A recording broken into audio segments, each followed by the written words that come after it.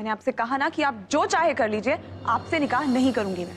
ठीक 22 घंटे और तुम खुद आकर बोला कि मुझे अरमान रजा शेख से निकाह कबूल है। इतने बड़े बड़े ख्वाब नहीं देखने चाहिए, क्योंकि जब टूटते हैं ना तो बहुत दुख होता है। मायरा, अरमान, वो कायनात ने, प्लीज प्लीज आप लोग जल्दी चले मेरे साथ। क्या हुआ कायनात को?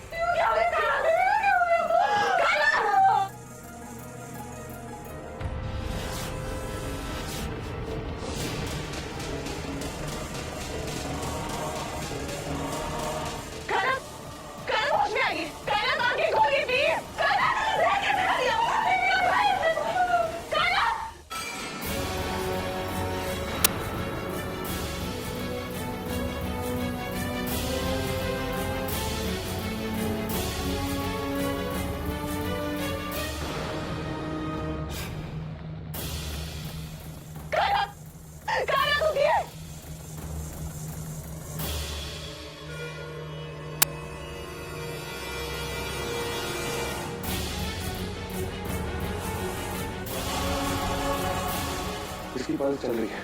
मैं 1 मिनट में। कायनात प्लीज आंखें खोलो, होश में आओ। कायनात प्लीज उठो, उठो कायनात। मायरा, इतनी जल्दी ना, सारा जहर बाहर आ जाएगा।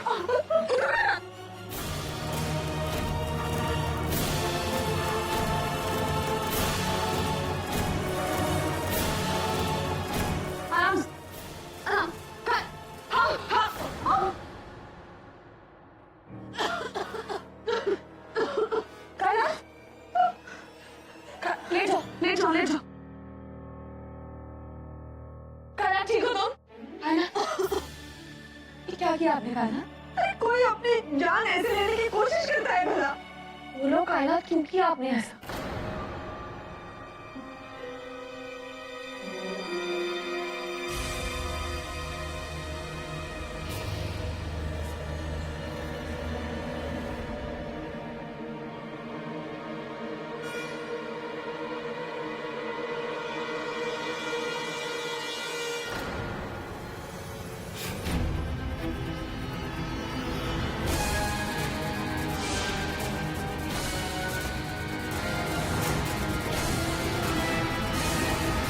भाभी, जिसकी दुनिया लुट जाए उसको सिर्फ मौत गले लगाती है।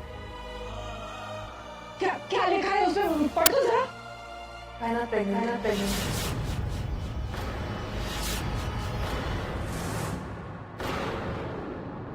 लेकिन कायनात, कुछ भी हो जाए, इस तरह से अपनी जान देने का फैसला करना।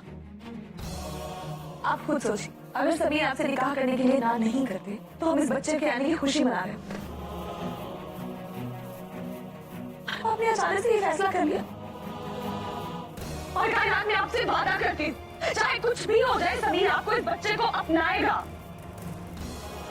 प्लीज आप घबराइए मत, अपना ख्याल रखिए कायनात, मैं सब ठीक कर दूंगी।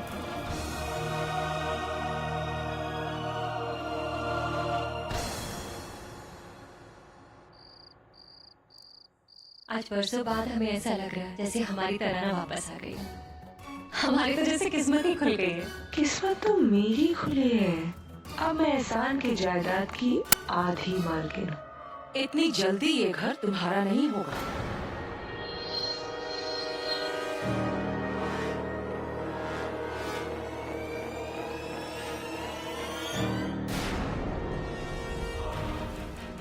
अब भले ही हमारी बहू अपने मायके से रुखसत होकर ना आई हो, लेकिन इस घर के अंदर तो वो पूरे रस्मों रिवाज के साथ ही आएगी। हाँ मिलन, आप बिल्कुल ठीक कह रही हैं। भले ही सनम का निकाह यही हुआ हो, लेकिन हम जानते हैं कि हमारी सनम इस घर के रस्म रिवाज जरूर पूरे करेगी। तो फिर तुम अभी तक यहाँ क्यों खड़ी हो? जाकर अंदर से वो पाक किताब लाओ और बहू के हाथों में रखो। और फिर बहू उसी पाक किताब को अपने हाथों में लेकर घर के अंदर आएगी, ताकि अल्लाह की मेहर इसकी शादीशुदा जिंदगी और हमारे घर पर बनी रहे। जी अम्मी।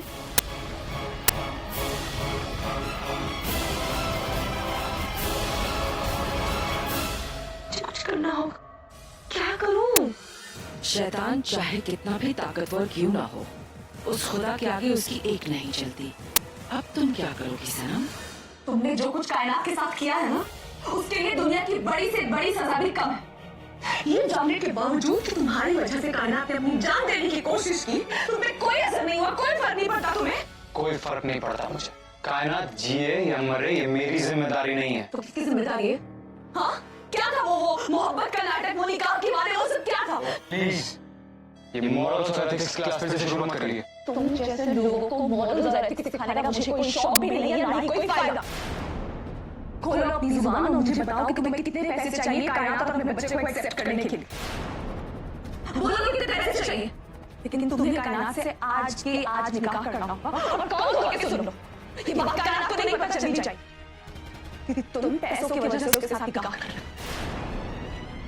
अपना अकाउंट नंबर मुझे भेज देना और जितने पैसे चाहिए वो बोल दो, लेकिन निकाह तुम आज ही करोगे और इस सबके बारे में कायनात को नहीं बताओगे। अभी तो मेरी बहन के बदले की शुरुआत है।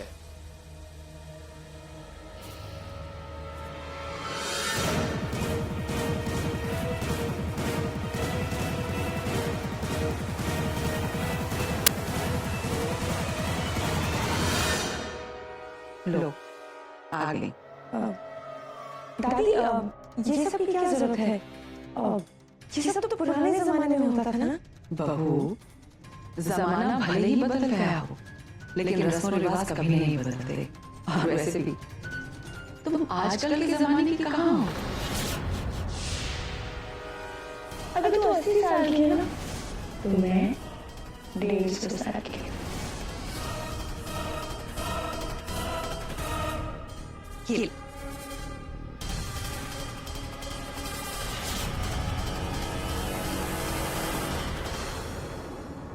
मुझे अपनी ताकत का इस्तेमाल करके ये सब रोकना ही होगा। जब जब तुम अपनी ताकतों का इस्तेमाल करोगी, 1 घंटे के लिए तुम अंधी हो जाओगी। मैं अपनी ताकतों का इस्तेमाल नहीं कर सकती। अगर मैंने ऐसा किया तो मैं 1 घंटे के लिए अंधी हो जाऊंगी। लेकिन मैं क्या करूं?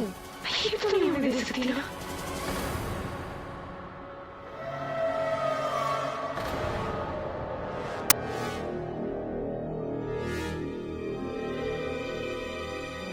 क्या हुआ सनम? तुम ठीक तो हो ना? जी। तो ये पाक किताब अपने हाथों में लो।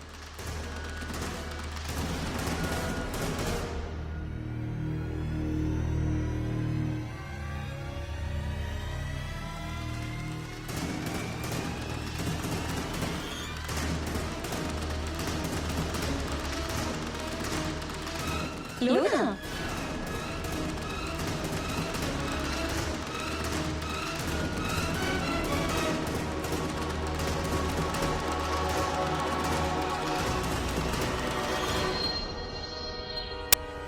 तुम्हारे पैरों के नीचे से जमीन तो खिसक गई।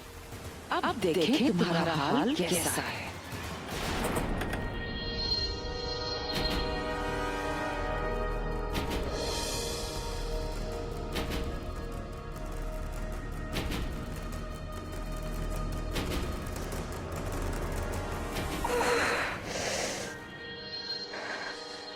अगर ऐसा मुझे इस हाल में देख लिया तो सब कुछ खत्म हो जाएगा।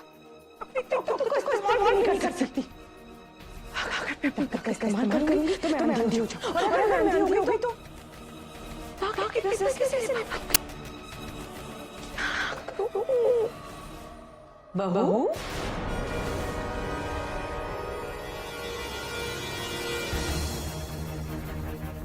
क्या हुआ? तुम ऐसे क्यों चल रही थी? तुम्हारे पैर में कुछ हुआ है?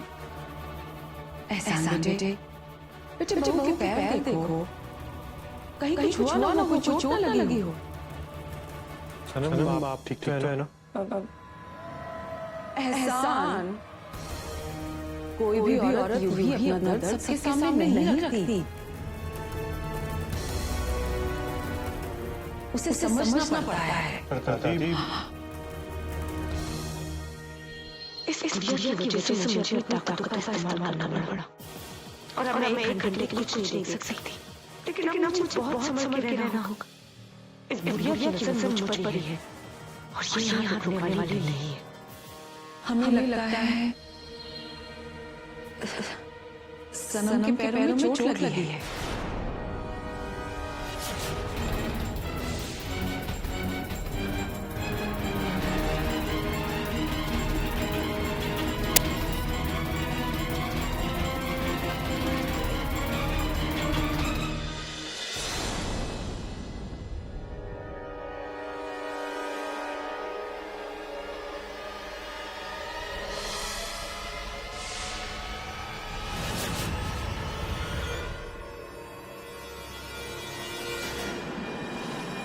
दादी मुझे तो कोई चोट नजर नहीं आ रही।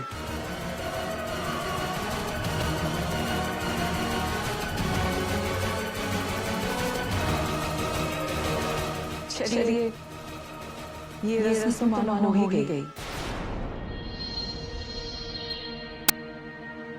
लेकिन हम चाहते हैं कि हमारी बहू एक और रस्म करे। फरीदा जी चलिए हम चल रस्म की तैयारी करते हैं।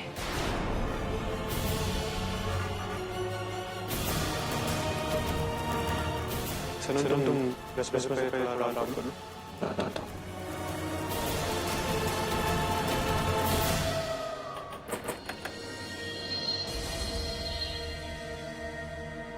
पैसे कहाँ हैं मेरे? एक बार तुम्हारा कायनात का निकाह हो जाए उसके बाद मैं तुम्हें सारे पैसे दे दूँ। मैं बेवकूफ नहीं हूँ। निकाह के बाद तुमने पैसे से इनकार कर दिया तो मुझे सबूत चाहिए। धोखेबाज को सारी दुनिया धोखेबाजी लगती है ना।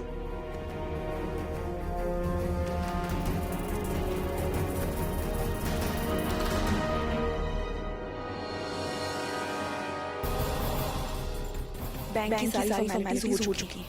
जैसे तुम दोनों का निकाह होगा पैसे अकाउंट में आ जाएंगे। कायनात कहाँ है? तुम्हें उससे मिलने की कोई जरूरत नहीं है। अब तुम उससे निकाह के बाद ही मिलोगे।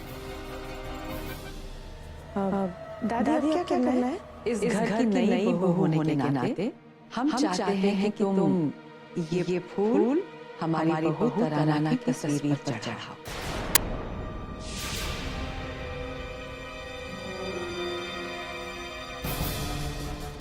ये फूल हम खास तौर से दरगाह से तुम्हारे लिए लेकर आए हैं और दोहरे असर के लिए हमने इस टोकरी में मिर्च और लहसुन भी रखा है।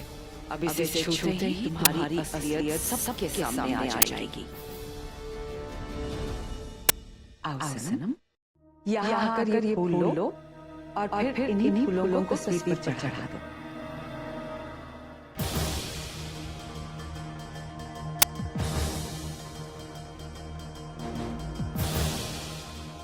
अब इस टोकरी में से फूल लो।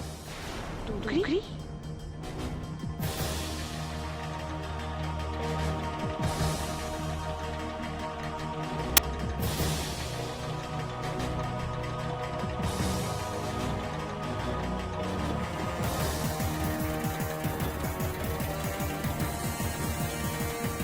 इसे छूते ही तुम्हारा असली चेहरा सबके सामने होगा। बस मेरा हाथ उस टोकरी में चला जाए।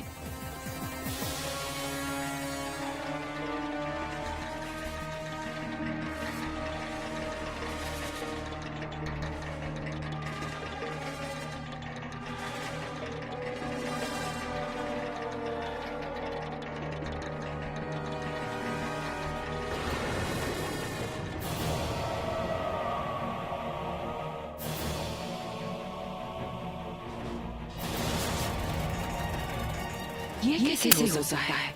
इसे कुछ हुआ क्यों नहीं? सनम तराना की तस्वीर पर चढ़ाओ ना। अब तराना की तस्वीर कहाँ है? मुझे तो ये भी याद नहीं कि दीवार पर तस्वीर कहाँ लगी। क्या करूँ मैं? क्या हुआ सनम? फूल चढ़ाओ ना तराना की तस्वीर पर। जी जी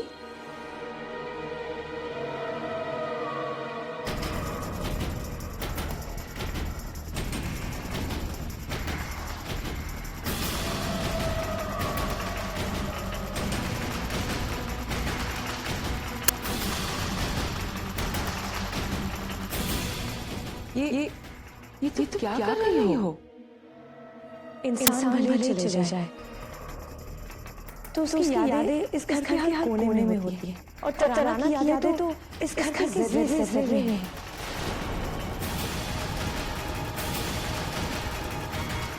तो फिर उसकी तस्वीर पर ही क्यों पूछा जाए? इसलिए मैंने फूलों को हर जगह बरसा दिया। मुझे पूरा यकीन है मेरे और एहसान के इस नए सफर में तराना की दुआएं जरूर शामिल होंगी।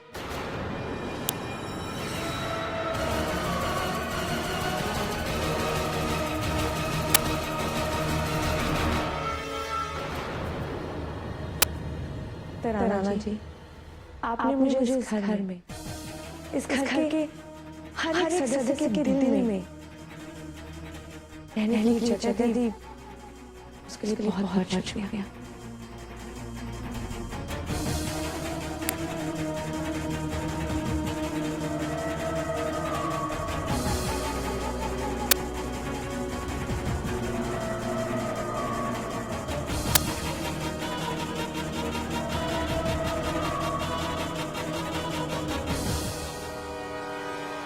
इसके ऊपर किसी भी चीज का असर कैसे नहीं हुआ?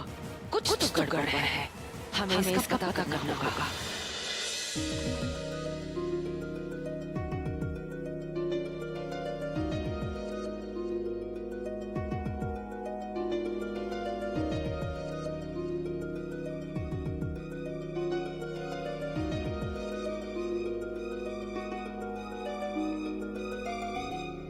भाभी जान,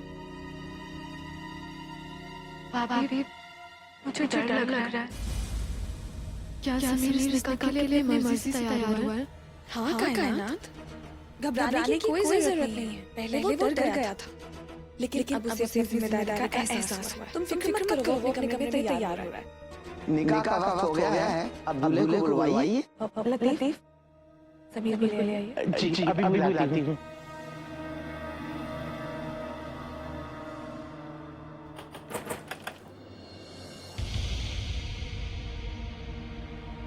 अरे वाह, आज तो बड़े ही अच्छे लग रहे हो फॉर अ चेंज। पता है क्यों? क्योंकि इस चेहरे के पीछे तुम्हारी मनुष्य शक्ल छुपी हुई है। अब चलो नीचे, सब लोग तुम्हारा इंतजार कर रहे हैं। हाँ, अब खड़ा क्या है? चल चल चलो चलो।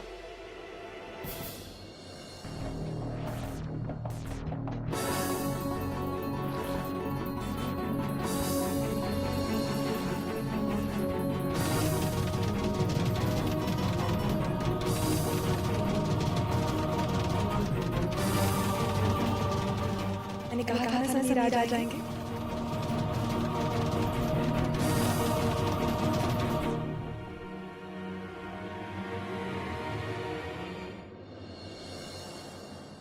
भाभी, मैं सही तो कर रही हूँ ना? हाँ कायनात, आप बिल्कुल ठीक कर रही हैं जो कर रही हैं। फिर मुझे डर क्यों लग रहा है? क्योंकि बहुत ही जायज़ सी बात है। दिल को जब चोट पहुंचती है तो दिल धड़कना लाजमी हो जाता है। जो कुछ भी हो रहा है वो हम सबके लिए ठीक है।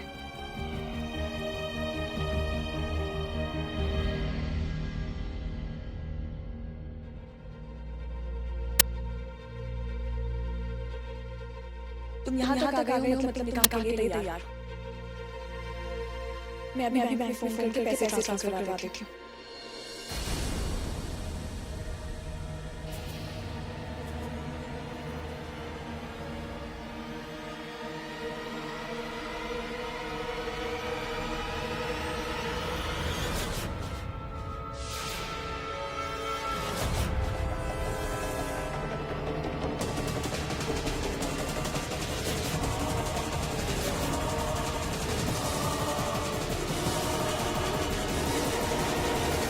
हाय अल्लाह, कहानी में ये हॉट ऊपर कहां से आ गया?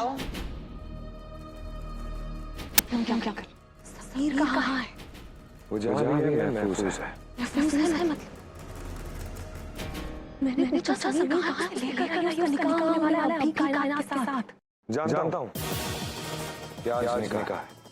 मेरे ख्याल से तुम्हें भी निकाह के लिए तैयार हो जाना चाहिए। हमारे